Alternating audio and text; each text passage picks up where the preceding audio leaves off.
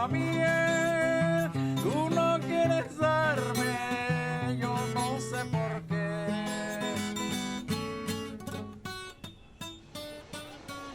Hablar del centro histórico de la ciudad de Santa Marta es hablar de su historia, de sus tradiciones, desde su fundación, marcada por la presencia de don Rodrigo de Bastidas, en medio de un ambiente político complejo, donde España se rivalizaba con otras naciones. Entonces la misión del fundador pues, fue bastante difícil, fundar una ciudad en un territorio nuevo y en ese momento defenderse de los enemigos de la España. Producto de ese empeño, de esa época de conquista y de fundación, pues queda hoy lo que es el centro histórico de la ciudad, que de alguna manera espacios como calles, plazas, parques, representan algo de su pasado, evocan su pasado.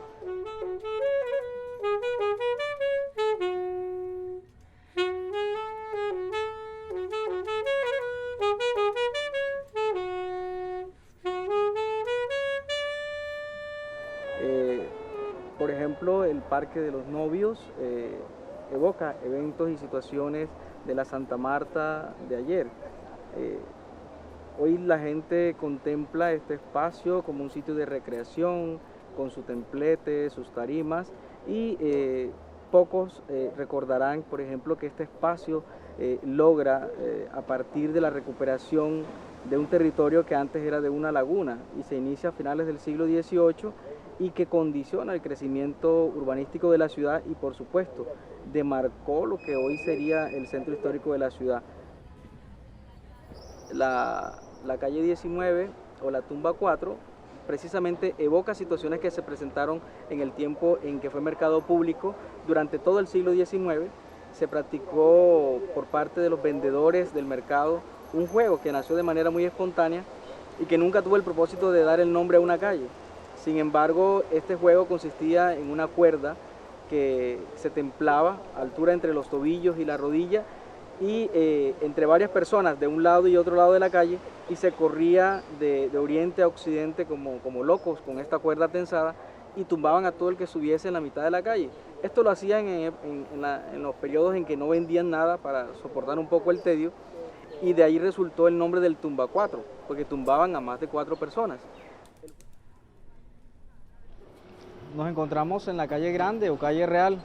Corresponde a la nomenclatura actual, la calle 17.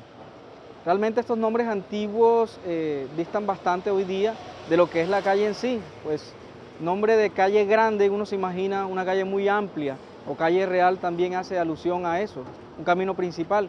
Sin embargo, hoy día es una calle bastante angosta. Esto realmente nos evoca al pasado. En algún momento de la historia de la ciudad y del centro histórico de Santa Marta, concretamente, esta fue la última calle, ¿verdad? Y fue todo lo grande y lo amplia que pudo ser, hasta cuando se construyó las viviendas que están al otro lado de la acera, y entonces empieza ya a tener la fisonomía actual de una calle mucho más angosta.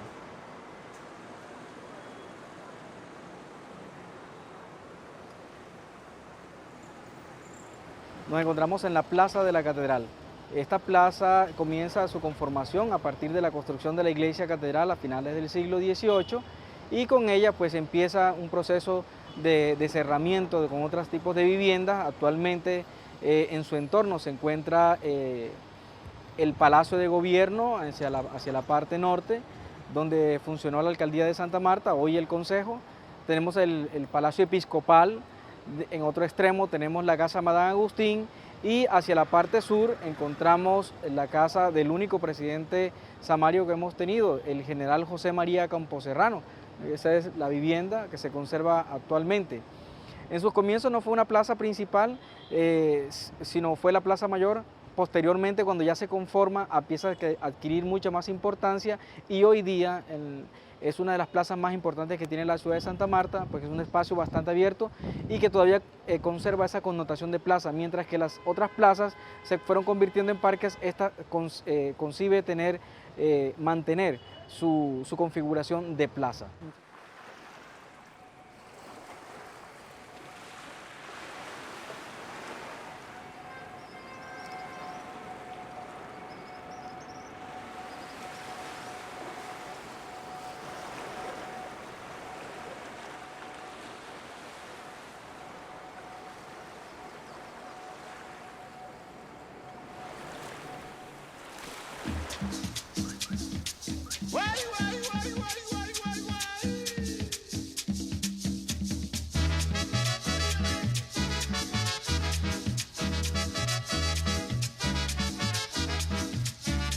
Síguela, síguela, que va buena, va buena.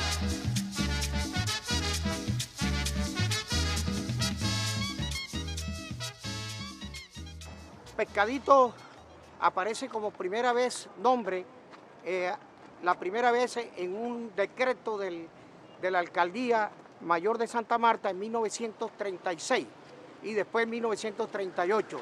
Siempre se conoció en la segunda mitad del siglo XIX, se conoció como el barrio norte y creció a partir de la implementación del ferrocarril que traería el banano desde la zona bananera, desde Ciénaga hacia Santa Marta. Hasta 1936 es cuando aparece administrativamente el nombre de Pescadito para el nombramiento de un inspector de la inspección de policía que quedaba en la calle 8 entre carrera cuarta y tercera.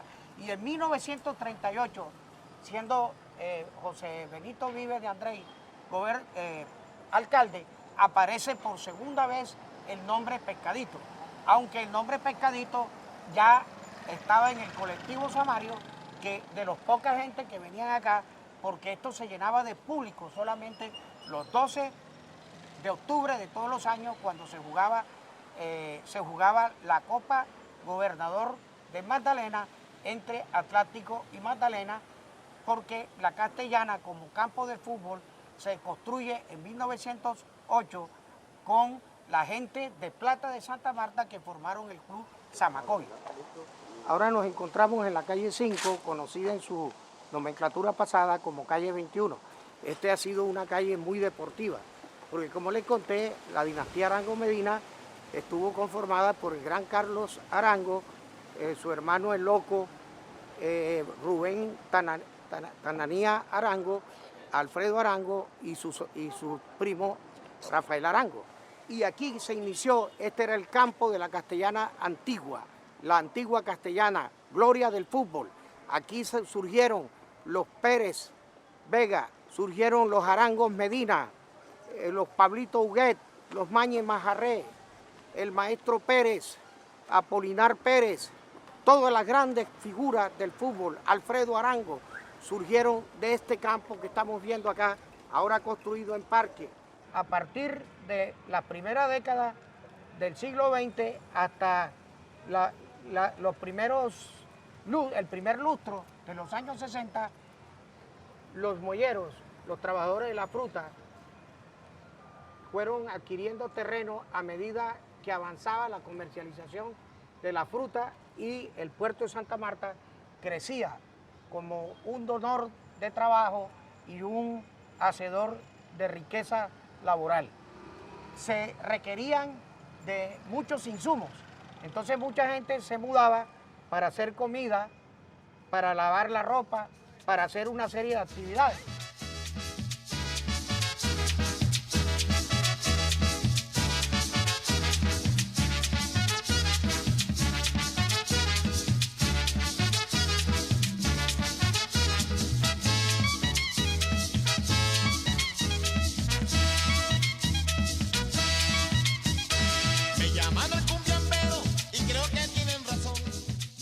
Este barrio, Boston, es uno de los barrios emblemáticos de Santa Marta porque es uno de los más antiguos. Era hasta la década de los años 70 un barrio muy pequeño, casi de tipo rural porque estaba aislado del resto del centro de la ciudad. Originarias, fundadoras del barrio es la familia Quinto. Ángel Custodio Quinto fue quien se encargó de organizar las tres calles en que conformaban el barrio. Mi papá, según mi papá, fue que como él organizó las tres calles y él que estuvo mucho en Barranquilla, en un barrio Boston, ¿no? Cuando le tocó estar de este lado, porque eso como que fue herencia de él, eso como que le quedó a él de herencia. Cuando eso ya había muerto. Y entonces él vino, le puso el nombre al barrio, loteó y vendió. Ángel Quinto, fue el dueño del barrio. Es un sitio también actualmente apetecido para las construcciones modernas. Se están levantando varios edificios y se están instalando negocios comerciales, de manera que le están dando un aspecto diferente a lo que tradicionalmente había tenido el barrio.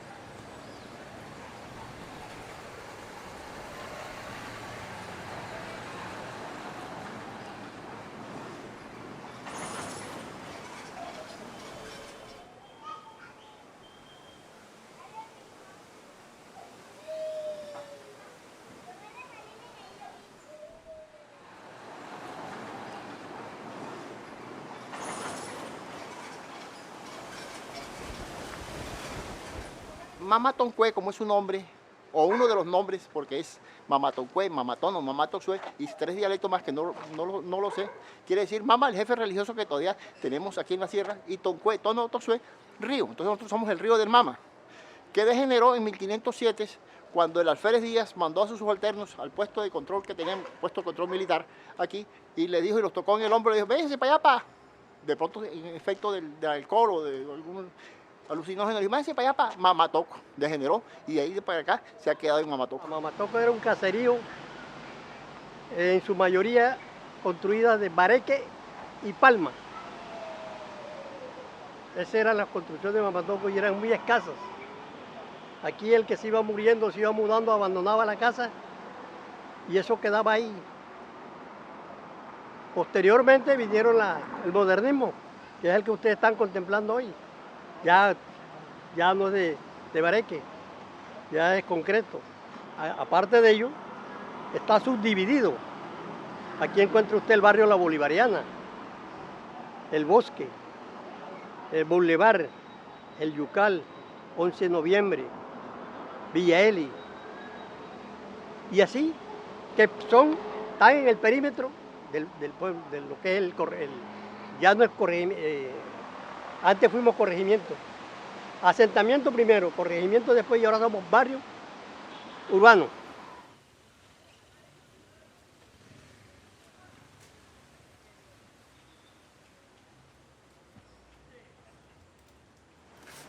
Siendo esta parroquia de San Jerónimo, pues para los católicos tienen la dicha que tienen dos patronos, San Jerónimo y San Agatón.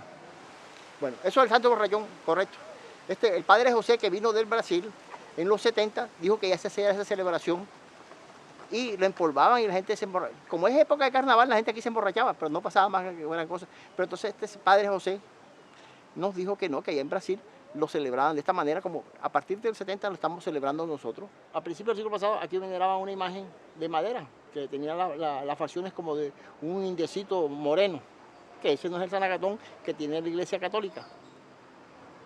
En el 1932 el padre Luis, que era hermano del obispo del momento, que era un inquisidor, obligó a la iglesia y muchas más de aquí del sector a hacerle ciertas reformas. Entre esos fue que quitó el indiecito y colocó la imagen actualmente que tenemos, que parece ser que esa sí es la de la naturaleza de que era la figura de Agatón de su época.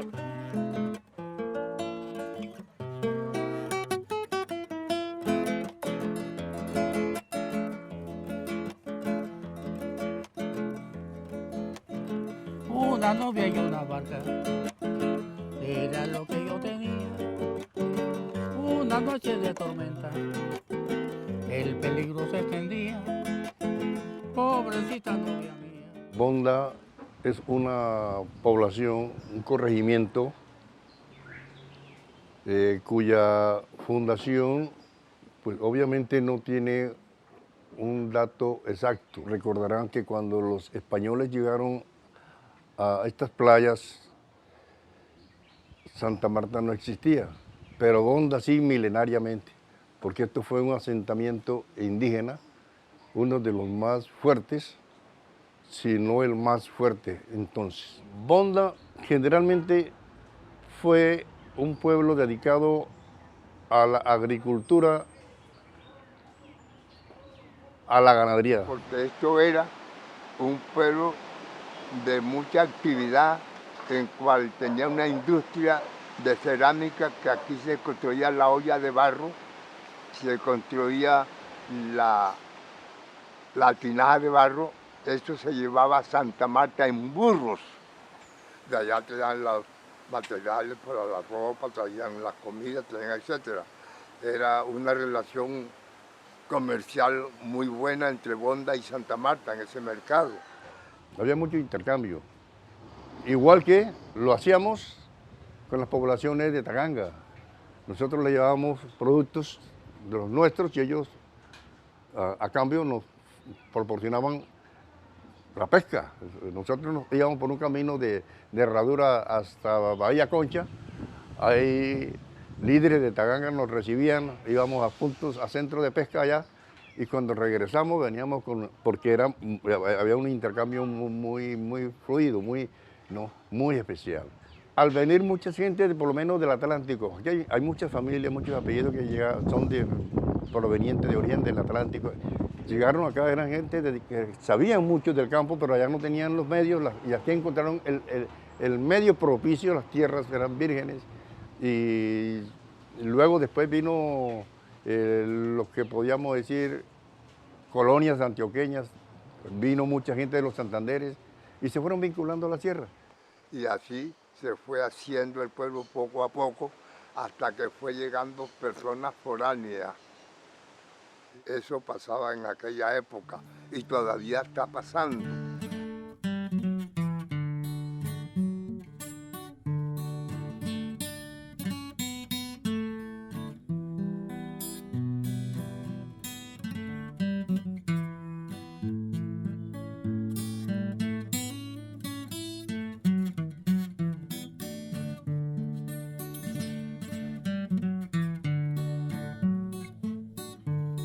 Oh, río de Gaira,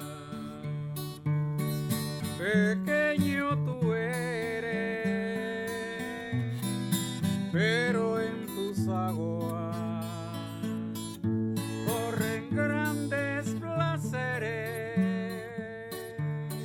Oh, río de Gaira. Gaira no eran sino 6 callecitas. Estaba la 17, la 16, la calle Grande y la carretera que pasa por la inspección de policía. Por ahí se metían los camiones que venían de Ciénaga. Llegaban los barcos, las lanchas de Barranquilla. Por ahí le dicen Puerto Nuevo, creo que le dicen a ese pedazo. Y ahí viajaban los camiones para acá, pero pasaban era por trocha. En cuya trocha nos íbamos nosotros los gaireros para Santa Marta a pie. Cuando dinamitaron al cerro San Jacinto de Gaira. Nosotros los gaireros, unos a la pesca, otros a hacer carbón, otros trabajaban en un trapiche que llamaban el Ojo de Agua, y otros salían a vender carbón en burro a Santa Marta. Desde las 4 de la mañana comenzaban a viajar las vendedoras de mango, las vendedoras de verduras, los pescadores a llevar su pescado para Santa María. ¿Sabes hasta dónde íbamos los gaireros? En burro. A Taganga, a Bonda, Mamatoco, todo eso lo paseábamos los gaireros en burro. De allá de Bonda traían las tinajas de barro. Esa fue la vida del gairero. El parque tampoco era así. El parque era tierra así. Con el tiempo fue que lo arreglaron. Comenzaron a invadir y a poblar el pueblo. Así fue que Gaira creció. El Hotel Tamacá fue hecho en el 1957. Y comenzaron en el 1957, cuando el general Gustavo Rojas Pinilla comenzaron a hacer la carretera esa. El Rodadero todo hasta la punta del cerro, de allá, era una sola laguna. Ahí se cogían sábalos y se cogía de todo, uno iba a pescar ahí. Cuando comenzaron a rellenar esa laguna y hacer hoteles. El primer bañario que hubo ahí se llamaba el Bañario El Rodadero. Era de 2 planticas y era en tabla. A los años fue que comenzaron a construir, vino la cachaquera y comenzó a invadir.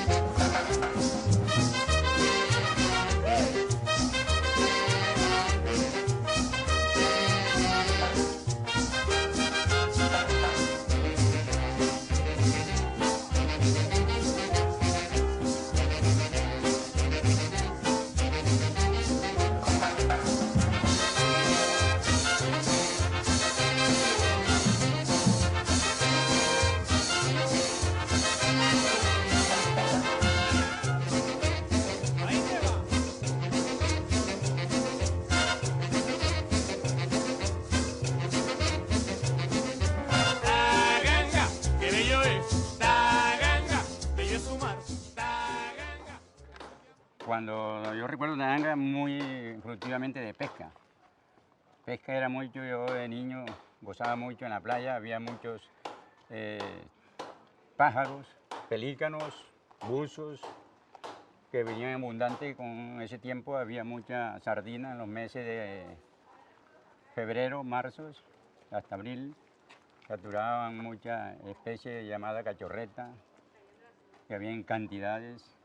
El pueblo era más pequeño, las casas eran hasta más o menos hasta por donde está la asfaltada, donde pasan la buseta. Ese era el pueblo, corto. Teníamos para ir a abastecernos del agua, teníamos que ir allá al muelle de Santa Marta con los botes a remo para traer el agua con brisa y a veces venía poco salobre. Y no había carretera, no había nada, todo era por lado de pescadito con botes.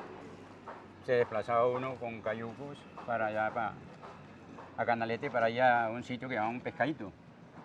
Que ahí donde se ponían las mujeres a llevar el pescado, a llevar todo lo que comercio para Santa Marta. No, la Taganga anteriormente era una Taganga muy hermosa. Uno llegaba cualquier persona de otra parte y era hospitalaria, la atendía uno muy bien. Ahorita es difícil que llegue porque ya se ha cambiado todo con la de ahora. Ahora no hay tanta gente, y como han venido tanta gente de afuera, entonces yo creo que se ha cambiado todo. Primeramente, cuando yo estaba muchachón, nosotros siempre éramos dedicados a la pesca de paro, como hacían, pues, o sea, la pesca de línea, al remo, nada de motor. Andábamos por la costa de aquí, hasta el cabo de San Juan de Guía, digamos. Eso sí, remando. Después ya vino cambiando en otra forma, pues, o quedamos más moderna la cosa. Ya llegaron los primeros motores.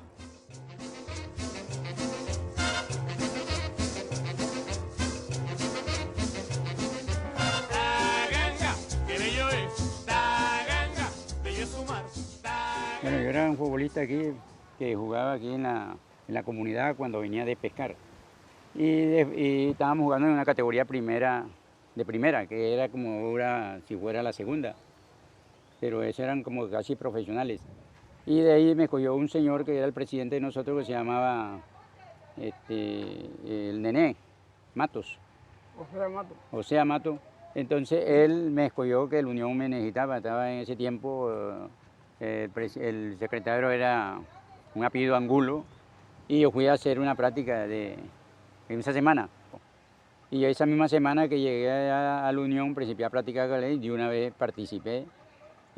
Salimos allá a jugar a Ibagué, Manizales, y después jugamos acá también, en Santa Marta.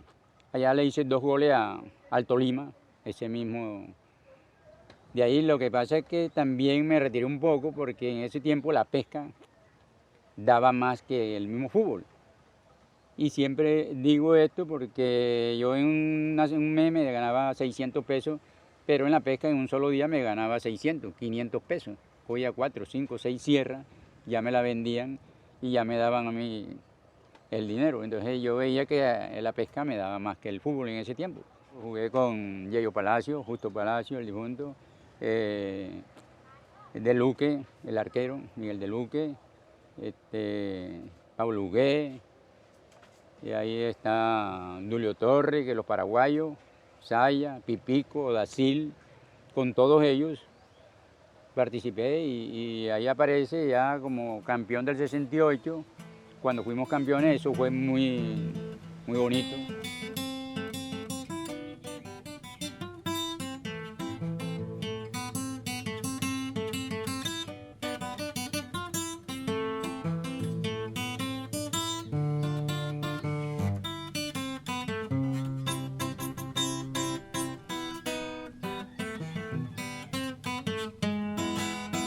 Con helado de leche me quieres embrujar, me quieres conquistar, ay caramba. Con helado de leche me quieres embrujar, me quieres conquistar, ay caramba. Y tus dulces besitos que me saben a miel, tú no quieres darme, yo no sé por qué. Con helado de leche me quieres embrujar, me quieres conquistar, ay caramba. Con helado de leche me quieres embrujar, me quieres conquistar, ay caramba.